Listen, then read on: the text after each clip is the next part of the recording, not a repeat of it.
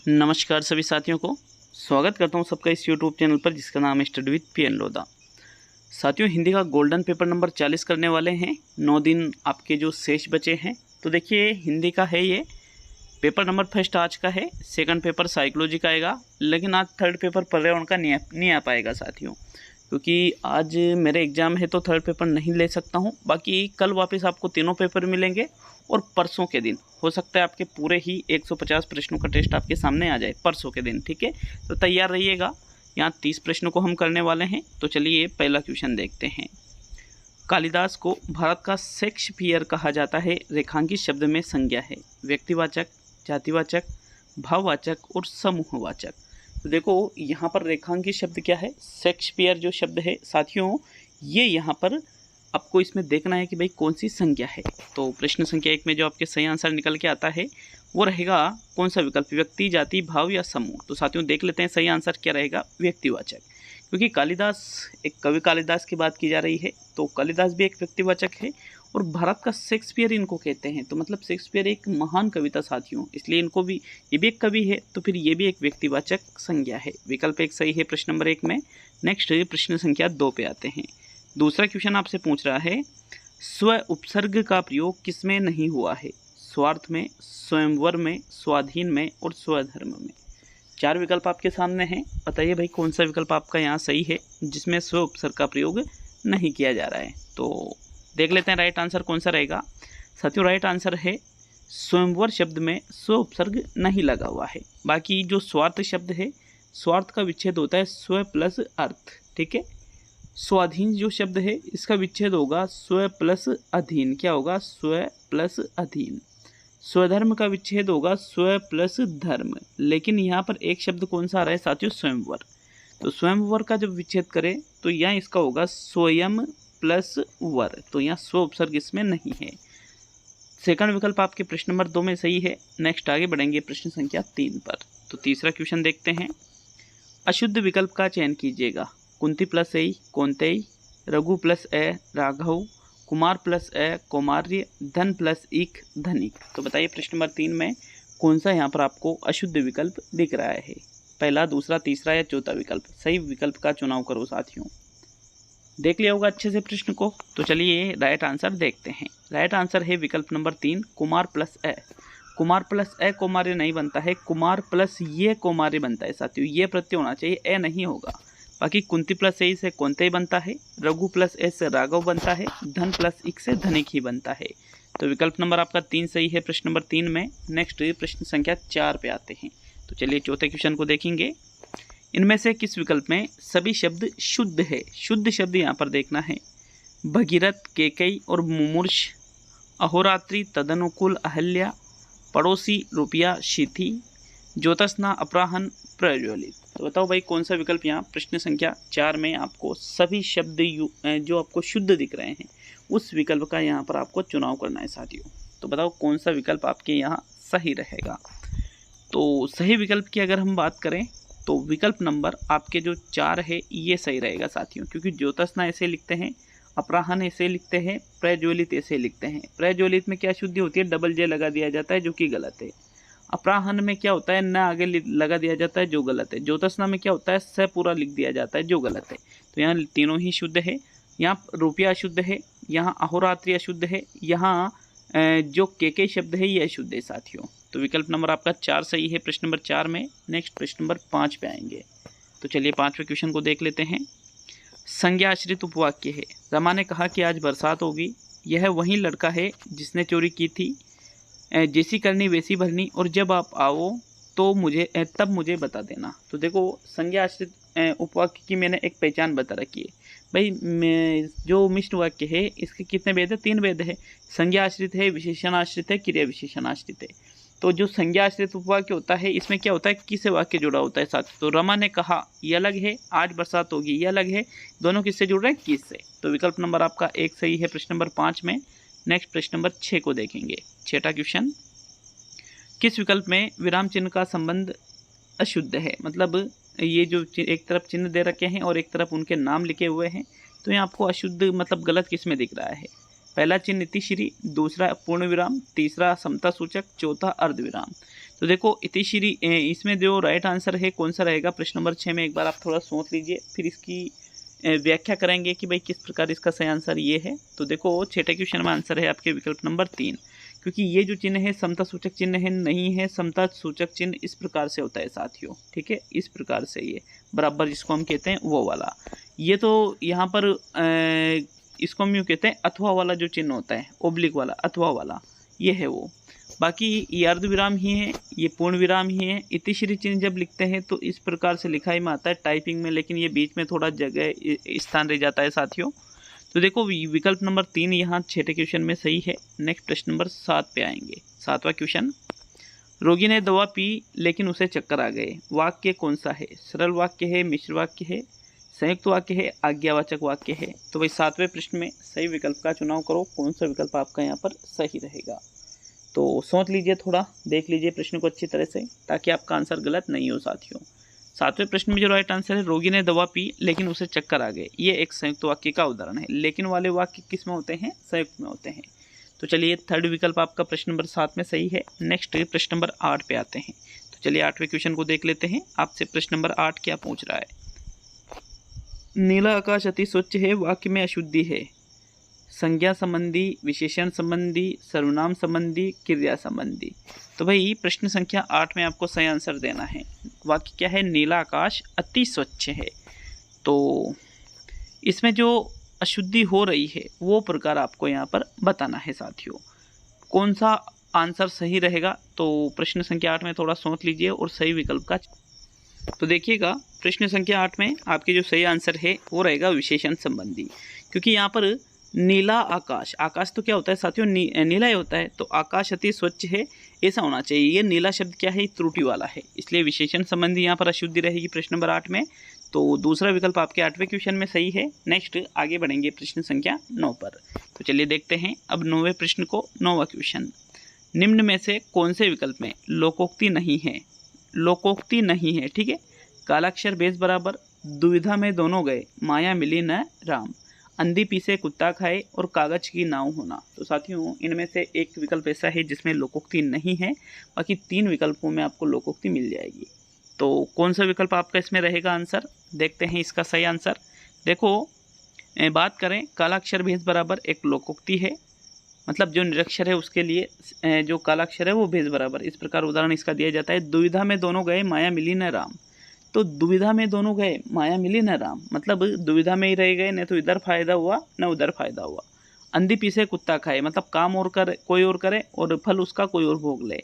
ये तीनों ही लोकोक्ति है, लेकिन कागज की नाव होना, तो साथियों कागज की नाव होना यहाँ पर लोकोक्ति नहीं है, मुहावरे का उदाहरण है ये। तो चौथा विकल्प आपके प्रश्न संख्या 9 में सही है। नेक्स्ट आगे बढ़ेंगे प्रश्न संख्या 10 पर। तो चलिए 10वें क्वेश्चन को देखते हैं। हवा से बातें करना मुहावरे का अर्थ है। बहुत तेज दौड़ना, बहुत ऊंचा उठना, हवा में उड़ जाना और बहुत प्रतिष्ठित होना। तो भाई हवा में उड़ जाना तो इसका आंसर होगा नहीं। हवा से बातें करना मुहावरे का अर्थ कौन सा होगा? पहला विकल्प, दूसरा विकल्प या चौथा विकल्प? सही आंसर का चयन करो साथियों प्रश्न संख्या 10 में। तो साथियों 10वें क्वेश्चन में जो सही आंसर है वो रहेगा आपके विकल्प नंबर 1, बहुत तेज दौड़ना हवा से बातें करना मुहावरे का अर्थ होता है। देखो पीटी उषा जब बहुत तेज दौड़ती थी तो उसके लिए इस मुहावरे का प्रयोग किया जाता था कि वो तो हवा से बातें करती है। विकल्प नंबर आपका 1 सही है 10वें प्रश्न में। नेक्स्ट प्रश्न संख्या 11 पे आते हैं। तो चलिए प्रश्न संख्या 11 को देख लेते हैं। 11वां क्वेश्चन, प्रश्न संख्या 11 है मित्रों आपके, संज्ञा संबंधी पदबंध है। संज्ञा संबंधी पदबंध देखना है।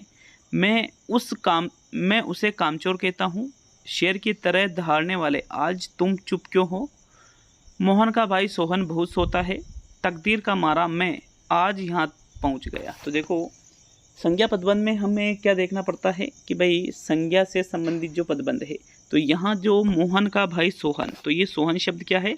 एक संज्ञा है, इसलिए ये संज्ञा पदबंध का उदाहरण है। यहाँ मैं शब्द सर्वनाम है तो सर्वनाम पदबंध का उदाहरण है। तुम शब्द सर्वनाम है तो सर्वनाम का उदाहरण है। मैं उसे कामचोर, तो काम से जी चुराने वाला, तो ये विशेषता बता रहा है साथियों, इसलिए यहाँ थर्ड विकल्प ही प्रश्न नंबर 11 में सही है। तो नेक्स्ट आगे बढ़ेंगे प्रश्न नंबर 12 पर। 12वां क्वेश्चन देख लेते हैं। आपसे प्रश्न संख्या 12 क्या पूछ रहा है ये देखिएगा। किस शब्द का बहुवचन नहीं बनेगा? कविता का, कपड़ा का, आंसू का और बात का। तो देखो बहुवचन की अगर हम बात करें तो बात का क्या बन जाता है, बातें बन जाता है। क्या बन जाता है, बात का बातें। कपड़ा का क्या बन जाता है, कपड़े बन जाता है। कविता का क्या बन जाता है, कविताएं बन जाता है। लेकिन आंसू अपने आप में एक बहुवचन शब्द है, इसका कोई भी बहुवचन नहीं बनता है। विकल्प नंबर आपका 3 सही है प्रश्न नंबर 12 में। नेक्स्ट प्रश्न नंबर 13 पे आते हैं। तो चलिए 13वें क्वेश्चन की ओर बढ़ते हैं। अव्ययीभाव समास का उदाहरण है मारा मारी और यथार्थ, जीवन भर और सप्ताह, समक्ष और कन्यादान, प्रतिक्षण और पंजाब। तो देखो अव्ययीभाव समास में क्या होता है, प्रथम पद अव्यय होता है, उपसर्ग लगे होते हैं, शब्दों की पुनरावृत्ति होती है, जैसी चीज़ें अव्ययीभाव समास में आती है। तो यहाँ कौन से विकल्प में अव्ययीभाव समास के उदाहरण है सारे ही शब्द। देखो सही विकल्प की बात करें तो भाई पंजाब तो यहाँ एक राज्य विशेष है और राज्य विशेष में बहुब्रीहि होता है। फिर जीवन भर मतलब पूरे जीवन, सप्ताह है मतलब एक सप्ताह है, तो ये हो सकता है। कन्यादान गलत हो गया। मारा मारी मतलब मार के बाद मारना। यथार्थ मतलब सही है जो। तो साथियों यहाँ पर मारा मारी और यथार्थ और जीवन भर और सप्ताह है। तो साथियों राइट आंसर क्या रहेगा, प्रश्न संख्या 14 में सही विकल्प का चयन कीजिएगा। तो देखो जो सप्ताह शब्द है, सप्ताह शब्द में यहाँ अव्ययीभाव नहीं है, इसलिए विकल्प नंबर 1 आपके प्रश्न नंबर 14 में सही रहेगा। तो चलिए आगे बढ़ेंगे प्रश्न नंबर 15 पर। 15वां क्वेश्चन देखते हैं साथियों। आपके प्रश्न नंबर 15 है, इनमें से कौन सा संधि शब्द सही है। संधि शब्द सही है उत प्लस श्वेषित, उच्छ्वसित, कवि प्लस इंद्र कविंद्र, दिग प्लस नाग दिंगनाग, राम प्लस ईश रमेश। तो देखो सही संधि देखना था, विकल्पों को देख लीजिए एक बार अच्छी तरह से, ताकि आपके कोई कन्फ्यूजन बाद में ना हो अगर क्वेश्चन गलत हो जाए तो सही आंसर का चुनाव कर लो। देख लो अच्छी तरह से प्रश्न को, ताकि अच्छी तरह से आप प्रश्न को समझ सको और सही आंसर निकाल सको। साथियों राइट आंसर रहेगा प्रश्न नंबर 15 में दिग प्लस नाग डिंगनाग, ये एक सही संधि विच्छेद है। रमा प्लस ईश रमेश होता है, राम प्लस ईश नहीं होता है। कवि प्लस इंद्र कविंद्र होता है, लेकिन बड़ी की मात्रा यहाँ लगना चाहिए, इसमें छोटी लग रही है तो ये गलत है। उत प्लस श्वेषित, उच्छ्वसित नहीं होता है साथियों, गलत है ये भी। विकल्प 1 भी गलत है, ओनली थर्ड विकल्प आपके प्रश्न 15 में सही है। नेक्स्ट प्रश्न संख्या 16 पे आते हैं। तो चलिए 16वें क्वेश्चन को देख लेते हैं। आपके प्रश्न संख्या 16 है, हर्बर्ट की विधि का एक दोष नहीं है। यह शिक्षण के मनोवैज्ञानिक सिद्धांतों पर आधारित है। यह शिक्षण को अधिक स्वतंत्रता नहीं देती है। इसमें अधिगम की अपेक्षा शिक्षण पर अधिक बल दिया जाता है और रसानुभूति वाले पाठों के शिक्षण हेतु अधिक उपयुक्त नहीं है। तो देखो हर्बर्ट की एक पंचपदी विधि है साथियों, उसका दोष देखना है तो कौन सा दोष रहेगा। देखो राइट आंसर है, सॉरी कौन सा दोष नहीं है ये देखना है आपको। तो साथियों यह विकल्प नंबर 1 में जो बता रखा है, यह शिक्षण के मनोवैज्ञानिक सिद्धांतों पर आधारित है, तो यह कोई दोष थोड़ी है साथियों, ये तो गुण है ना, ये कोई दोष नहीं है उसका। विकल्प नंबर आपका 1 सही है 16वें प्रश्न में। नेक्स्ट प्रश्न संख्या 17 पे आते हैं। तो चलिए 17वें क्वेश्चन को देखेंगे। 17वां प्रश्न, श्रुत लेखन विधि का उद्देश्य नहीं है एकाग्र चित्तता का विकास करना, लेखन गति का विकास करना, द्रुत व स्पष्ट लेखन का विकास करना और उच्चारण क्षमता का विकास करना। तो भाई श्रुत लेखन विधि जिसमें अध्यापक बोलता है, छात्र सुनकर उस चीज़ को लिख रहे हैं, ऐसी श्रुत लेखन विधि होती है। तो उसका उद्देश्य क्या नहीं है साथियों। प्रश्न नंबर 17 में सही आंसर का चुनाव करो, कौन सा विकल्प आपका इसमें सही है। तो देखो राइट आंसर रहेगा श्रुत लेखन विधि का क्या उद्देश्य नहीं होता है, उच्चारण क्षमता का विकास करना, क्योंकि श्रुत लेखन में उच्चारण क्षमता का विकास करना है साथियों। इसमें सुनकर लिख रहे हैं तो उच्चारण क्षमता कहाँ बढ़ रही है, इसलिए चौथा विकल्प सही है। बाकी इससे एकाग्रचित्ता का विकास होता है, लेखन गति का विकास होता है, छात्र द्रुत और स्पष्ट लेखन लिख सकते हैं। तो ओनली फोर्थ विकल्प आपके 17वें में सही है, बाकी विकल्पों से ये आंसर सबसे सही आंसर है। तो नेक्स्ट प्रश्न नंबर 18 पे आते हैं। 18वां प्रश्न, सतत व व्यापक मूल्यांकन का उद्देश्य नहीं है मूल्यांकन में शिक्षक की भूमिका कम करना, मूल्यांकन को नियमित व समग्र बनाना, मूल्यांकन में निदान व उपचार को प्रोत्साहित करना, मूल्यांकन में रटने के बजाय समझने पर बल देना। तो बताइए प्रश्न नंबर 18 में कौन सा विकल्प आपका सही है। सतत व व्यापक मूल्यांकन का उद्देश्य इनमें से क्या नहीं रहेगा साथियों। 18वें क्वेश्चन का राइट आंसर सोच लीजिए, देख लीजिए प्रश्न को अच्छी तरह से। वीडियो 30 मिनट का मतलब 30 प्रश्न जो है मात्र 25 मिनट से भी कम में आ जाता है आपके पास, तो और हर एक चीज़ को समझा भी देता हूँ। तो साथियों बस यही सबसे इम्पोर्टेंट चीज़ है और कुछ नहीं। तो देखो मूल्यांकन में शिक्षक की भूमिका कम करना, ये इसका उद्देश्य नहीं होता है सतत और व्यापक मूल्यांकन का। ये नियमित और समग्र बनाता है, मतलब लगातार, समग्र मतलब सभी क्षेत्रों का, निदान उपचार को प्रोत्साहित भी करता है। छात्रों की कमजोरियों का ज्ञान, उनको दूर करना, रटने की बजाय समझने पर बल देता है कि रटो मत, चीज़ों को समझो। तो ये सारी चीज़ें इसमें होती है, लेकिन इस शिक्षक की भूमिका कम करना ये सीसी का उद्देश्य नहीं माना जाता है। तो विकल्प नंबर 1 सही है 18वें में। नेक्स्ट प्रश्न नंबर 19वां क्वेश्चन है, उच्च प्राथमिक स्तर पर व्याकरण शिक्षण की किस विधि को आप सर्वाधिक महत्व देंगे? अनुवाद विधि, आगमन विधि, निगमन विधि और पाठ्य पुस्तक विधि। तो साथियों, प्रश्न संख्या 19 में सही विकल्प का आपको चुनाव करना है कि भाई कौन सा विकल्प सही है। उच्च प्राथमिक स्तर की बात की जा रही है। उच्च प्राथमिक स्तर मतलब 6 से 8 की बात की जा रही है साथियों। व्याकरण शिक्षण बच्चों को कराना चाहते हैं उच्च प्राथमिक स्तर पर, कौन सी विधि सबसे बेस्ट मानोगे? तो इसका जो सही आंसर है, अनुवाद तो नहीं रहेगा, ना ही पाठ्य पुस्तक, निगमन या आगमन। तो साथियों राइट आंसर है आगमन विधि, क्योंकि आगमन विधि में क्या होता है, व्याकरण इसके माध्यम से जब हम पढ़ाते हैं तो उदाहरण हम देते हैं, बच्चे स्वयं उन उदाहरणों से निष्कर्ष निकालते हैं, नियम निकालते हैं, नियम बनाते हैं। तो सेकंड विकल्प आपके 19वें क्वेश्चन में सही है। नेक्स्ट बढ़ेंगे अब हम प्रश्न संख्या 20 पर। तो चलिए 20वें क्वेश्चन को देखेंगे। पूरक पाठ्य पुस्तक का उद्देश्य है बलपूर्वक पढ़ना, अतिरिक्त गृह कार्य देना, वाचन का अभ्यास करना और गंभीर साहित्य पढ़ना। तो भाई एक तो होती है पाठ्य पुस्तक जो बच्चे के सिलेबस में रहती है, और एक होती है पूरक पाठ्य पुस्तक। तो साथियों पूरक पाठ्य पुस्तक, गंभीर साहित्य तो बालक रचेगा नहीं, गंभीर साहित्य यहाँ थोड़ी होता है पूरक पाठ्य पुस्तक में। देखो 20वें प्रश्न में जो सही आंसर है अतिरिक्त गृह कार्य देना, ये भी नहीं होगा, क्योंकि गृह कार्य तो पाठ्य पुस्तक में से भी दे सकते हो। बलपूर्वक पढ़ना भी नहीं होगा, बल्कि वाचन का अभ्यास करने में ये सहायता प्रदान करती है। इसलिए आपके विकल्प नंबर 3 प्रश्न नंबर 20 में सही है। पूरक पाठ्य पुस्तक के उद्देश्यों में हम इसे सम्मिलित कर सकते हैं साथियों। तो चलिए आगे बढ़ेंगे प्रश्न संख्या 21 की ओर। 21वां क्वेश्चन देखते हैं साथियों। प्रश्न नंबर 21 है, नाटक शिक्षण की उपयुक्त विधि है कक्षा अभिनय विधि, रंगमंच प्रणाली, अर्थबोध प्रणाली और व्याख्या प्रणाली। तो भाई नाटक शिक्षण की उपयुक्त विधि की जब बात की जाती है साथियों, तो अर्थबोध और व्याख्या को तो हम हटा देते हैं। अब दो चीज़ें हैं, एक तो है कक्षा अभिनय विधि और एक है रंगमंच प्रणाली। भाई नॉर्मली शिक्षण की दृष्टि से देखा जाए तो नाटक शिक्षण की सबसे उपयुक्त विधि कक्षा अभिनय विधि को माना जाता है साथियों। कई जगह रंगमंच प्रणाली आंसर मिलेगा, लेकिन एग्जाम में ये नहीं माना जाएगा, आप यकीन मानना इस चीज़ का। जो कक्षा अभिनय प्रणाली है इसको ही नाटक शिक्षण की सबसे उपयुक्त विधि आपको मानना चाहिए, क्योंकि एग्जामिनर भी इसी चीज़ को मानने वाला है। हाँ, अगर ये ऑप्शन में नहीं रहे तो वो अलग बात है, फिर सिचुएशन के अनुसार देखना पड़ता है।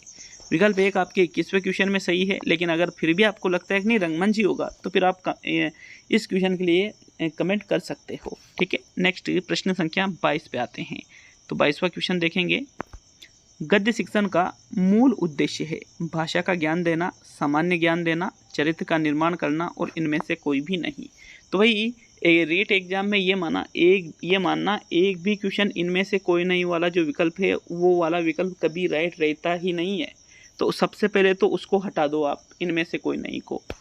हाँ, यहाँ पर रह सकता है, ये ऐसा नहीं है कि भाई आरबीएससी ने थोड़ी बनाया है फिर, लेकिन आरबीएससी जो रीट का पेपर बनाती है उनमें से इनमें से कोई नहीं, अगर ये विकल्प है तो उसको तो एक तरफ रख दो, वो आपका आंसर नहीं होता है कभी भी। साथियों सामान्य ज्ञान को इसका उद्देश्य नहीं है। अब भाषा ज्ञान या चरित्र निर्माण। तो गद्य शिक्षण का जो मूल उद्देश्य है वो होता है भाषा का ज्ञान प्रदान करना। विकल्प 1 सही है साथियों 22वें प्रश्न में। नेक्स्ट प्रश्न संख्या 23 पे आएंगे। तो चलिए 23वें क्वेश्चन को देखते हैं। कहानी सुनाने का मूल उद्देश्य है, क्या उद्देश्य है? बच्चों को प्रसन्न करना, बच्चों को एकाग्रचित्त करना, बच्चों की कल्पना शक्ति का विकास करना और बच्चों को अनुशासन में रखना। तो भाई बच्चों को हम कहानी सुनाते हैं, क्यों सुनाते हैं? मूल उद्देश्य यहाँ पर आपको 23वें प्रश्न में बताना है। देखो, प्रसन्न रखने के लिए कहानी सुनाई जाती है क्या? गलत है साथियों। ये बच्चों को एकाग्रचित्त करने के लिए सुनाई जाती है क्या? ठीक है, हो सकता है, लेकिन बाकी विकल्पों को भी देखेंगे। बच्चों की कल्पना शक्ति का विकास करना, ये सबसे बेटर लग रहा है। अनुशासन में रखना, ये भी गलत है। तो दूसरा या तीसरा में से किसी एक को चुनना है हमें। तो साथियों हम कौन से विकल्प को चुनेंगे? बच्चों की कल्पना शक्ति का विकास करना कहानी सुनाने का मूल उद्देश्य होता है। सर्वाधिक कल्पना शक्ति का विकास परियों की कहानियों से होता है साथियों। विकल्प नंबर 3 बिल्कुल सही है। नेक्स्ट प्रश्न नंबर 24। तो चलिए 24वें क्वेश्चन की ओर। प्राथमिक स्तर पर भाषिक रेखांकन और चित्रांकन लेखन अभ्यास का महत्वपूर्ण चरण है। एक सहज शैक्षणिक गतिविधि मात्र है, बच्चों की अनुकरण प्रवृत्ति को पोषित करता है और काव्य व्याख्या का एकमात्र मार्ग है। तो भाई प्राथमिक स्तर पर मतलब बात की जा रही है कक्षा 1 से 5 की। भाषिक रेखांकन और चित्रांकन, भाषा से संबंधित जो बच्चा रेखांकन करता है, जो चित्र दिए होते हैं उन चित्रों को भरता है, चित्र जो अधूरे चित्र हैं उनकी पूर्ति करता है। तो साथियों बताइए प्रश्न संख्या 24 में कौन सा विकल्प सही है। शैक्षणिक गतिविधि मात्र है, ये मात्र शब्द गलत है। ये एकमात्र मार्ग है काव्य व्याख्या का, गलत है ये तो या तो पहला रहेगा या तीसरा रहेगा। बताइएगा प्रश्न नंबर 24 में कौन सा सही है। तो चलिए देख लेते हैं राइट आंसर क्या है। लेखन अभ्यास का एक महत्वपूर्ण चरण इसको माना जाता है साथियों, क्योंकि लेखन अभ्यास इसी के माध्यम से बच्चा करता है, छोटा बालक है, इसी प्रकार से अभ्यास के माध्यम से वो सीख जाता है। हाँ, अब दिमाग में आता है कि नहीं इसमें तो यार थर्ड विकल्प सही होना चाहिए, बच्चों की अनुकरण प्रवृत्ति को पोषित करना। तो वो खुद ही उस चीज़ को कर रहा है ना, वो तो अनुकरण कहाँ कर रहा है उस चीज़ के लिए, इसलिए थर्ड विकल्प नहीं प्रथम विकल्प सही है। फिर भी डाउट हो तो कमेंट कर सकते हो, क्लियर कर दिया जाएगा साथियों। प्रश्न नंबर 25 पे आते हैं। 25वां क्वेश्चन, सुनना कौशल में शामिल है सुने हुए शब्दों की केवल पुनरावृत्ति करना, दूसरों की बात सुनने में रुचि और धैर्य और प्रतिक्रिया, प्रश्नों को ध्यानपूर्वक सुनने की क्षमता का विकास और शांतिपूर्वक सुनना। तो भाई सुनना कौशल, कोई बात आपसे कह रहा है तो वो आप बात सुन रहे हो तो वो है सुनना कौशल। अब सुने हुए शब्दों की केवल पुनरावृत्ति से ही काम नहीं चलेगा। दूसरों की बात सुनने में रुचि, धैर्य और प्रतिक्रिया ये हो सकता है। प्रश्नों को ध्यानपूर्वक सुनने की क्षमता का विकास हो सकता है, शांतिपूर्वक सुनना हो सकता है। लेकिन पहला तो बिल्कुल ही गलत है। तो अब दूसरे, तीसरे, चौथे में से एक विकल्प कौन सा सही रहेगा। सबसे बेस्ट है साथियों दूसरा विकल्प। दूसरों की बात सुनने में रुचि भी होना चाहिए। जैसे कोई अपन से कोई बात कह रहा है तो उसकी बात सुनने में रुचि लो, ठीक है, उसको लगना चाहिए कि हाँ यार सामने वाले की रुचि है इस चीज़ में। धैर्य के साथ सुनिएगा और फिर उस पर प्रतिक्रिया दीजिएगा। तो ये सबसे बेस्ट विकल्प है साथियों प्रश्न 25 में। नेक्स्ट प्रश्न नंबर 26 पे आते हैं। आपके 26वां प्रश्न, प्राथमिक स्तर पर हिंदी भाषा शिक्षण का उद्देश्य नहीं है विद्यार्थियों को सस्वर वाचन में सक्षम बनाना, विद्यार्थियों को शुद्ध उच्चारण के लिए प्रेरित करना, विद्यार्थियों को सुलेख और श्रुत लेख लिखने में सक्षम बनाना और व्याकरण के नियमों का विशद ज्ञान देना। तो देखो प्राथमिक स्तर पर बात की जा रही है, हिंदी भाषा शिक्षण का उद्देश्य क्या नहीं रहेगा। देखो हिंदी भाषा शिक्षण का उद्देश्य में प्राथमिक स्तर पर पहला विकल्प कह रहा है विद्यार्थियों को सस्वर वाचन में सक्षम बनाना, तो ये तो होता है। विद्यार्थियों को शुद्ध उच्चारण के लिए प्रेरित करना, ये भी होता है। विद्यार्थियों को सुलेख और श्रुतलेख लिखने में सक्षम बनाना, ये भी होता है। लेकिन चौथा विकल्प क्या कह रहा है कि व्याकरण के नियमों का विशद ज्ञान, विशद मतलब शुद्ध रूप से। तो साथियों ये जो चौथा विकल्प है ये यहाँ पर प्राथमिक स्तर पर हिंदी भाषा शिक्षण का उद्देश्य नहीं होता है। विकल्प नंबर आपका 4 सही है प्रश्न नंबर 26 में। नेक्स्ट प्रश्न नंबर 27 पे आते हैं। तो चलिए 27वें क्वेश्चन को देखेंगे। एकांकी पाठों का सर्वप्रमुख उद्देश्य है एकांकी लिखना सिखाना, एकांकी की समीक्षा करना सिखाना, एकांकी विधा से परिचय कराना, विभिन्न संदर्भों में संवाद बोलने की क्षमता का विकास करना। तो भाई जो एकांकी पाठ होते हैं एकांकी, इनका सबसे मुख्य उद्देश्य यहाँ प्रश्न नंबर 27 में आपसे पूछा जा रहा है साथियों। तो अच्छी तरह से प्रश्न को पढ़िएगा और फिर इसके सही उत्तर का चयन करिएगा। कौन सा विकल्प 27वें में सही है तो चलिए देख लेते हैं कि भाई कौन सा है। साथियों लिखना सिखाने के लिए थोड़ी एकांकी पढ़ाई जाती है। समीक्षा करना ये भी नहीं है। विधा से परिचय करना हो सकता है। विभिन्न संदर्भों में संवाद बोलने की क्षमता का विकास, लेकिन सबसे बेटर विकल्प कौन सा है यहाँ चौथा, विभिन्न संदर्भों में संवाद बोलने की क्षमता का विकास ही एकांकी पाठों का सबसे मुख्य उद्देश्य माना जाएगा। तो फोर्थ विकल्प 27 में सही है। नेक्स्ट प्रश्न नंबर 28 पे आएंगे। लेखन कुशलता का विकास करने में सबसे कम महत्वपूर्ण है आंखों देखी घटनाओं को लिखना, प्रतिलिपि, अधूरी कहानी को पूरा करना, कहानी कविता का सृजनात्मक लेखन। तो साथियों लेखन कुशलता का विकास यहाँ आपको करना है। तो भाई प्रतिलिपि ये जो विकल्प है, आंखों देखी घटनाओं को लिखना ये वाला विकल्प, या तीसरा या चौथा। तो सबसे पहले विकल्प को देखते हैं। तो आंखों देखी घटनाओं को लिखना मतलब उस चीज़ को हम याद भी रख रहे हैं, हमारे स्मरण शक्ति मजबूत हो रही है, तो ये सारी चीज़ें बिल्कुल सही है। प्रतिलिपि मतलब बिल्कुल जैसे का तैसा लिख देना देख करके। अधूरी कहानी की पूर्ति करना, तो हमारी कल्पना शक्तियाँ विकसित हो रही है। कहानी कविता आदि का सृजनात्मक लेखन, यहाँ सृजनात्मकता विकसित हो रही है। मतलब यहाँ पहला तीसरा चौथा तो सही है, लेकिन सबसे कम महत्वपूर्ण कौन सा है, प्रतिलिपि जैसे का तैसा लिख देना। सेकंड विकल्प आपके 28वें में सही है। अब सेकंड लास्ट मतलब 29वां क्वेश्चन देख लेते हैं। वीडियो अच्छा लगे तो एक लाइक ज़रूर कीजिएगा और चैनल पर नए हो तो सब्सक्राइब करके हमें मोटिवेट ज़रूर करिएगा साथियों। 19 तारीख को पूरे चांस से आपके मेगा टेस्ट आ जाएगा, पूरे चांस से। ठीक है, तो पाठ्य वस्तु का भावपूर्ण पठन केवल कविताओं पर ही लागू होता है। पठन का एकमात्र आदर्श रूप है, पठन की पहली और अनिवार्य शर्त है और अर्थ को समझने में मदद करता है। तो भावपूर्ण पठन केवल कविताओं पर ही थोड़ी लागू होगा, दोहों पर भी, छंद पर भी, अलंकार पर, इन पे भी तो लागू हो सकता है, इसलिए ये गलत है। एकमात्र आदर्श रूप यही है, नहीं ये भी गलत है। पहली और अनिवार्य शर्त है, नहीं साथियों, अर्थ को समझने में ये मदद करता है। चौथा विकल्प यहाँ पर प्रश्न संख्या 29 में सही दे रखा है, इसलिए 29 में चौथा ही विकल्प आपके सही आंसर रहेगा। तो चलिए आगे बढ़ेंगे प्रश्न नंबर 30 पर, जो कि आज का अंतिम क्वेश्चन है। कमेंट करके जाइएगा कि 30 में से कितने क्वेश्चन आपने सही किए साथियों, और वीडियो अच्छा लगे तो लाइक शेयर जरूर करिएगा। तो चलिए देख लेते हैं 30वें प्रश्न को। किसी प्रश्न पर डाउट हो तो उसके लिए भी आप कमेंट जरूर करिएगा। निम्न में से कौन सा पठन का प्रकार नहीं है? सहस्वर पठन है, मौन पठन है, अर्थ पठन है या द्रुत पठन है? तो साथियों पठन के प्रकारों की बात करें तो सहस्वर पठन, स्वर सहित किया गया पठन सहस्वर पठन होता है, जिसको छात्र भी करते हैं, अध्यापक भी करते हैं, तो ये तो है। मौन पठन, बिना होठ हिलाए चुपचाप मन ही मन में पढ़ना मौन पठन कहलाता है, ये भी पठन का प्रकार है। द्रुत पठन, तीव्र गति से पढ़ना द्रुत पठन, जो कि मौन का ही एक भाग है, लेकिन यहाँ जो अर्थ पठन है साथियों, इसको हम पठन के प्रकारों में नहीं रखेंगे। थर्ड विकल्प आपके 30वें में सही है। तो ये हिंदी का टेस्ट पूरा हुआ, इसके बाद में आपके साइकोलॉजी का पेपर आएगा। साइकोलॉजी का पेपर लगभग 8 से 8:30 के बीच में आ जाएगा, तो बिल्कुल याद रखिएगा टाइम, और साथ में यहाँ नीचे कमेंट करके जरूर जाइएगा, बता के जाइएगा कि भाई कैसा लगा आपको वीडियो। तो मिलते हैं अगले वीडियो में साइकोलॉजी वाले में। बहुत बहुत धन्यवाद साथियों वीडियो को पूरा देखने के लिए। अगर कोई प्रश्न में डाउट हो तो उसके लिए आप कमेंट कर देना। तो बहुत बहुत धन्यवाद।